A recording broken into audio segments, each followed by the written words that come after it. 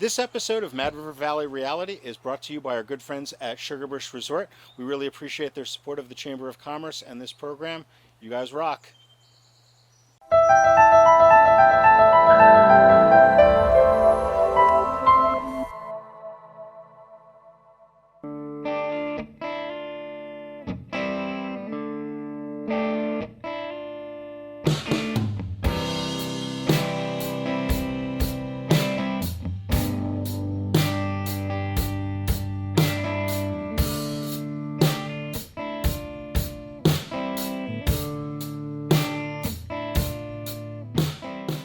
Hi, my name is Eric Friedman. I'm the Executive Director of the Mad River Valley Chamber of Commerce. We're here for the Mad River Valley Realities program, and we're here to talk with Rick Swanson and Tim Heath Swanson of Swanson's Inn here in Fayston, Vermont.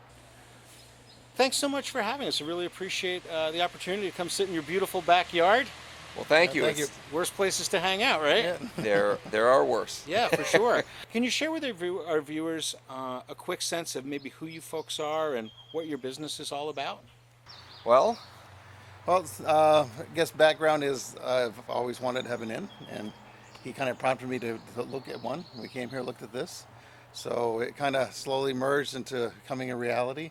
And then once we got here, the hospitality is an important part of the thing, and then the pie side of the business kind of picked up on that. So yeah. So what happened is we walked the long trail, and it changed life.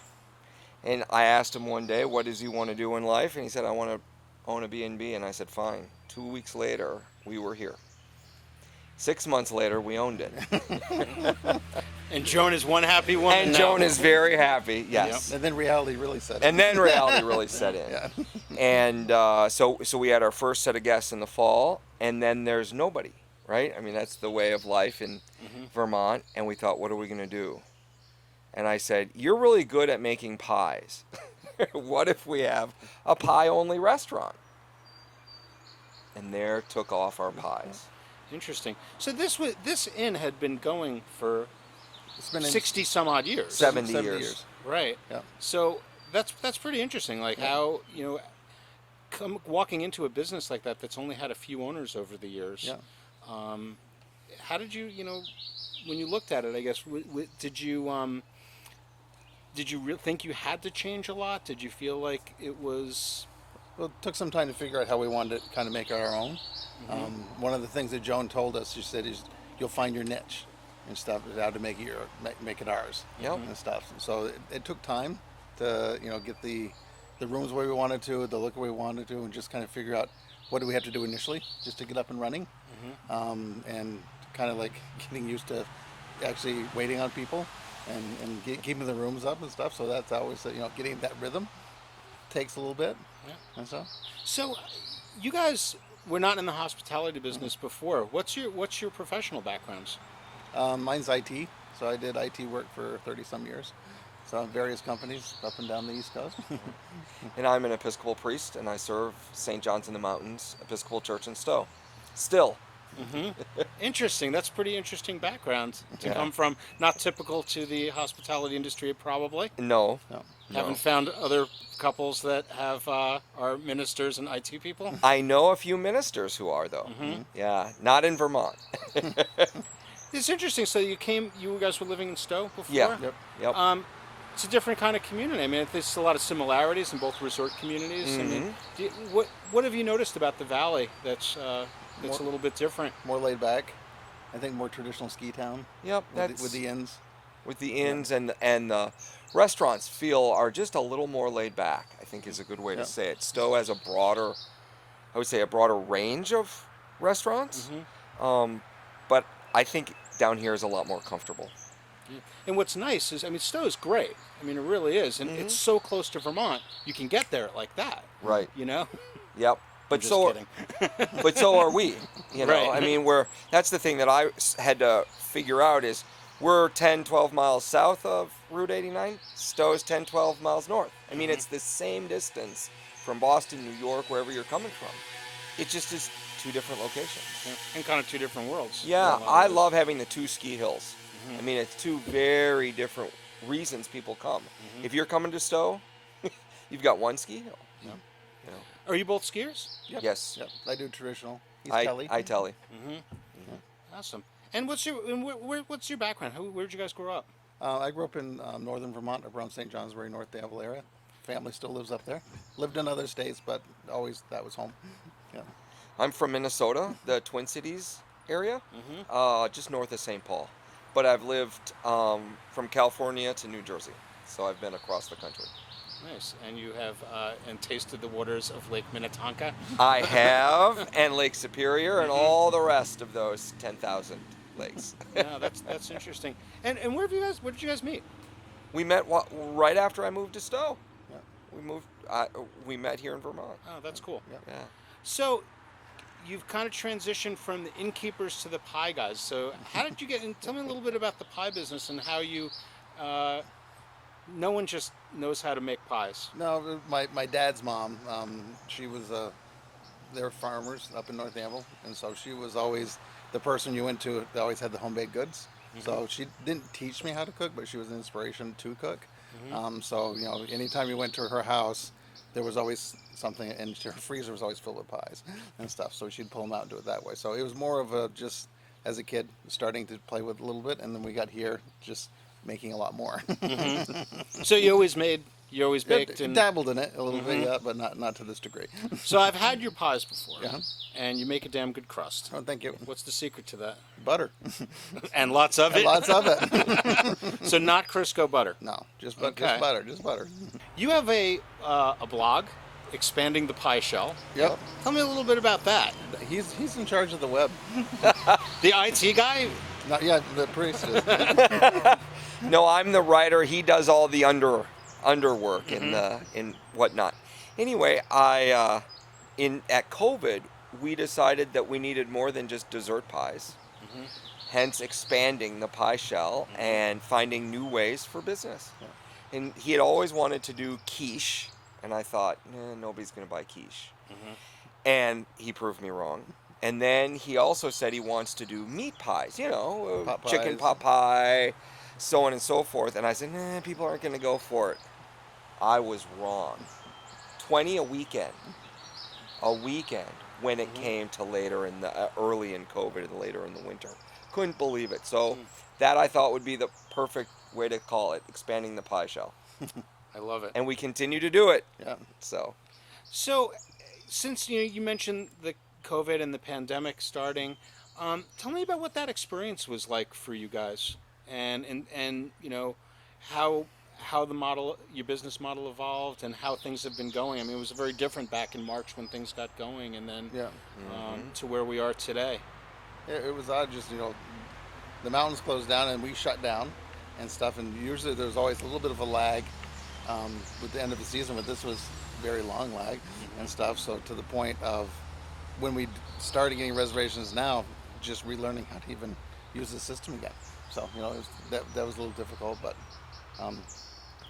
it was very surreal because Saturday night, all our guests were out for dinner, and they heard through all the other tables that both ski hills closed, and they were all planning to ski Sunday and then go home. So we had all these people, usually they're up and out, to go skiing, and they were still there at 10 o'clock. And we had people coming in, and then the next day, I also work at the Waterbury Ice Center. I drive the Zamboni up there. And What a cool job that is. it is really cool. And so as I'm driving the Zamboni, we keep hearing the governor saying, I'm shutting everybody down, and you can't have more than 10 people in a room. We had one guest that night, a couple. Then they left St. Patrick's Day. And it was empty. that was it. And so we had to figure out what we were going to do. And we had made pies. So we just continued to make pies. So you had the pie thing going on Sundays, right? Yep. That was the typical pie thing. And then how long was it until you got A couple going weeks with- later, we tried doing the pie, the slices on Sunday were takeout only, and it was cumbersome because you had to prepackage everything and try to keep everybody straight, and it just wasn't working. So that's why we just kind of migrated to you have to order a whole pie, and then we could keep it straight and keep the momentum going. So that's where that kind of came from, just of necessity of not being able to do slices anymore. As well as dinners. Yeah. We tried to do little individual dinners, and it didn't work for us. Yeah. It's just not who we were. And so, I mean, we're not restaurant people. We're not hotel, hospitality people. So we're literally just two guys trying to figure this out at this, by the seat of our pants. And his skills in making pie was like, let's try it. Let's like try anything. And it stuck. Why do you think it's been so popular? I think a lot of it is nostalgia. I think it taps into people's memories, like myself, my grandmother, or mom, and Sundays, and it just that sometimes it's funny when people pick up pie. It can be warm still sometimes, and that part people really like. The pie is warm, so I think it's just tying into a lot of that, feeling homey. And COVID needed that. I think we all needed to feel comfort. And pie and pot pies and quiche are very comfort food. So that was a part of that as well. And we try to make our products, accessible financially. That's what we try to do. We want this place to be a place for people to come to enjoy themselves, not with a bucket load of money. That's not our goal. Our goal is to offer us a community enjoyable place for people just to come. And so that's what we carried over with in the COVID. That's cool. I'm glad you mentioned that, because one of the things I've noticed, I have to tell you, and I think I mentioned to you guys before, is that when I worked at Mad River and you guys came and said, we're going to do this pie thing on Sunday, and that, when you walked out and I said to one of my colleagues, I'm like, these guys are out of their minds. They will never do this. Who the hell is going to go stop from skiing or after work at 3:30 or 4 o'clock on a Sunday and get a slice of pie? And you really proved me wrong, because I drive by coming home from work every Sunday, and I would see this parking lot full. I'm like, wow, what the hell did I know, right? But I worked at Mad River for 30 years or 25 years, and I've lived here for a long time, and I've seen a lot of the business leaders in this community over time. And one of the things that I've noticed is that you really assumed the mantle of leadership in the business community very early on for a relatively new business. And for me, what I noticed is that you really demonstrated what a socially responsible business is all about. Can you tell us about maybe your philosophy on giving back to the community? Well, I believe in community first, period. I struggle with a lot of business philosophy about making money. I believe that if the community is served well, everybody is served well, and that we all have what we need. And that's where I come from, and what's so important to me. So a part of that is inviting everybody to the table. Literally, everybody's welcome. And I've got a big voice in that. I know I do. And I've tried to say that in my work up in Stowe, and I've tried to live by those actions here too. Just everybody's welcome. And that's what's been so amazing to us about pie, is they come in and friendships have been made and friendships have been rekindled, and people just keep coming back. And all we do is put a little piece of, not a little, but a standard piece of pie and a cup of coffee or a cup of tea in front of them. Yeah. And we have all various age groups. We have older folks, people around our age, and we have a lot of families that come in that will play board games at the same time. So it's nice. And they just kind of hang out for the afternoon. Yeah. During the whole time. So it's nice. Has there been a your typical Sunday, your normal Sunday people coming in for pie? Is it a different customer than the folks that are coming in for the full pies? Typically, yeah. We had regulars that would come in for when we did the pie Sundays, and sometimes they sit in the same areas or sit out here.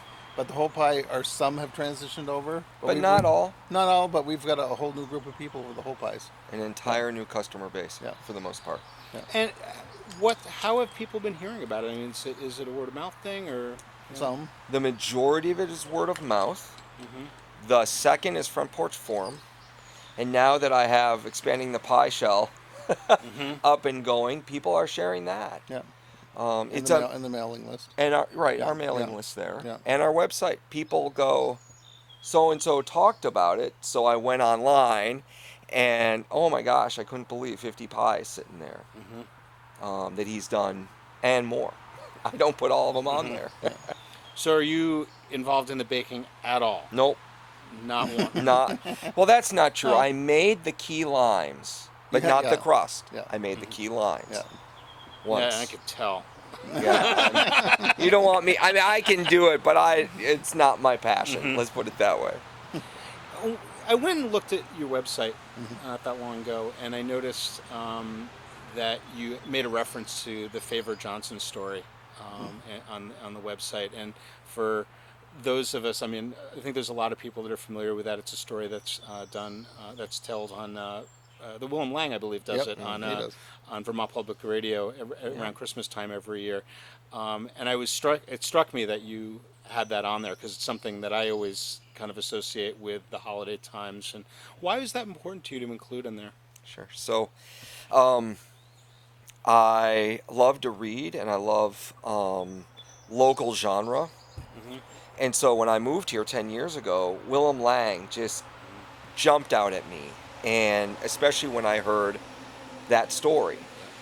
And I wept. I wept like a baby. I mean, the story is, that's how I was essentially introduced to Vermont and to New England culture. We're crusty, we're tough, and underneath it, you get this old farmer who makes fruit cake in an old, tin can and gives it to absolutely everybody. Everybody's welcome. And then it's a story again, of course, with a big city doctor and a good old Vermonter. A good old Vermonter and someone who spent a lot of time in cities. And for me, it was our relationship in so many ways. And so that's all those reasons is why I put it on there, is how and why I'm here. Because in a lot of ways, he's my favorite Johnson. So, you guys been in business for 2 years now? 2 years, Almost 2 just years, yeah. almost 2 Right? years. Yep. And what would you say to someone that was coming into this community that was thinking about starting a business? And would you have any advice for them? Don't require a lot of sleep. Creativity. Yeah.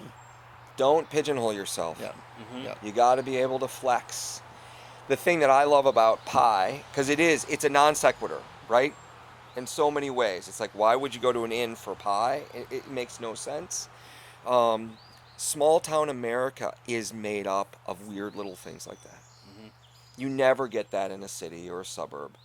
And so if you're going to come to a small town and you want to be in business, be ready to pull a lot of non sequiturs. It just blows me away. Reading Yankee Magazine, that's all they look at are the weird people doing weird things like pie on a Sunday afternoon. Because that's what makes up small town America.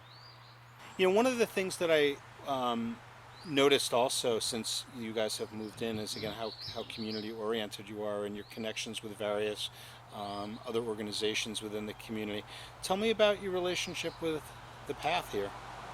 Well, when we were looking at the property 2 years ago, we saw that the path had a beginning, supposedly here. Couldn't find it. We couldn't find it, but it was here and on maps. And so when we got going last year, we got in touch with MadPath and we started to develop it again. And we are in the process of giving them permanent easement so that the MadPath Association will always have access to the path, to the Millbrook Path from this piece of property. That's awesome. And and they've been doing some work over here. Tell us about the They work that's have. been being done. Well, Ross and Dave Wilkins, Yep. they got together and there's a low marshy area between Dr. Anderson, the vet, and our property. We abut over there, and so they started a little walkway from our property onto her and over her property.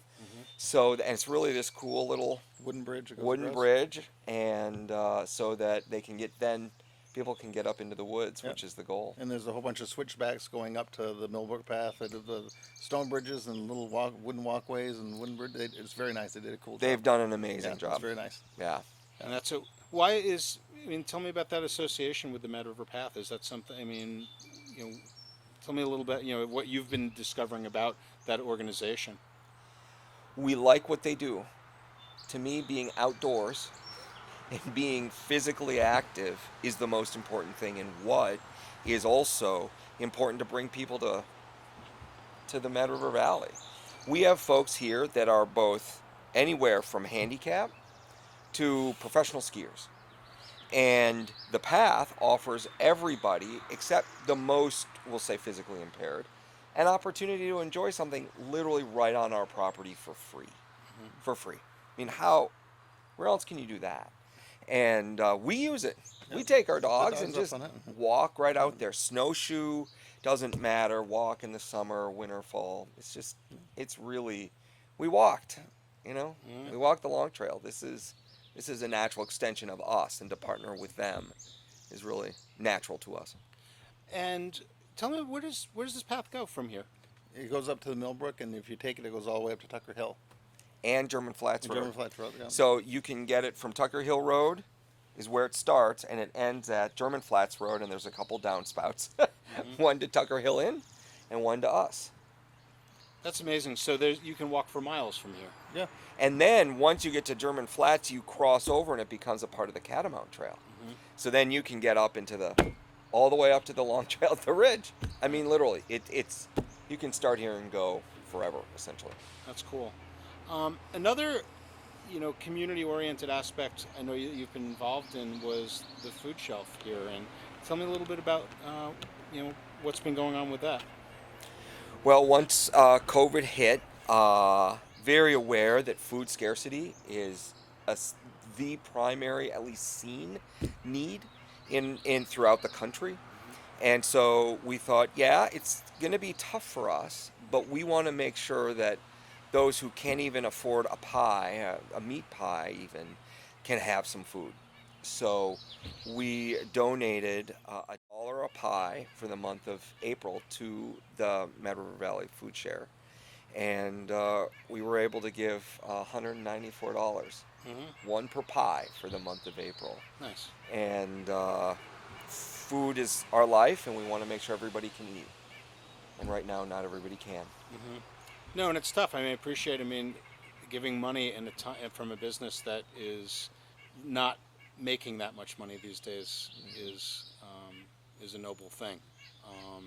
And are you seeing that? From what have you seen in the community, and just in terms of and how businesses are giving back? Is it something you've been noticing?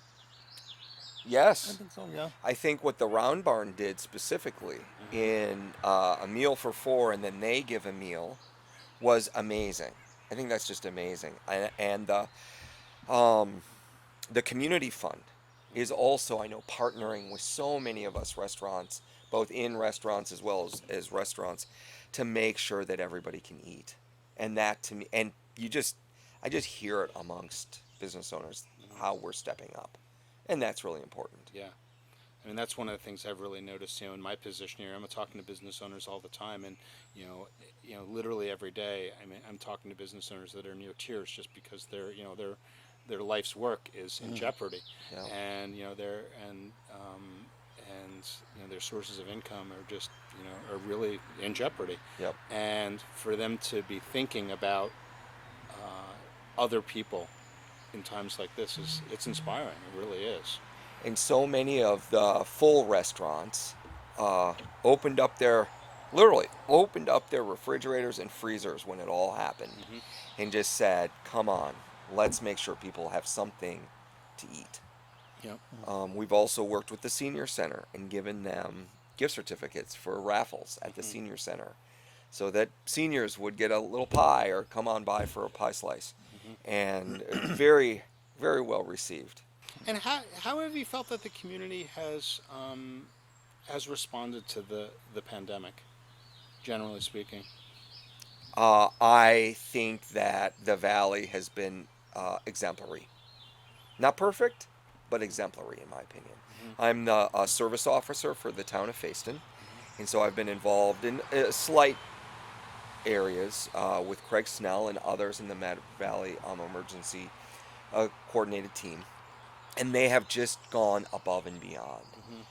So I cannot say enough, and I think that that those who live here have also done an amazing job in trying to keep everybody safe. There was an art project that was done that I participated in throughout the valley. I called on folks.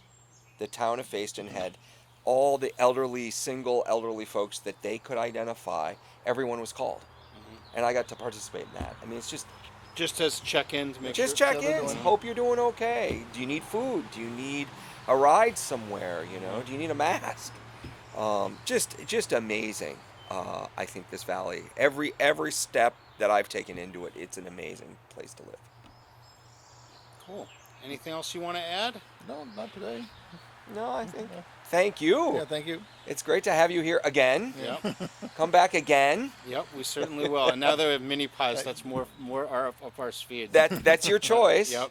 You're always welcome. Yeah, thank you guys. It was a Oh, pleasure. thank you. Thank you.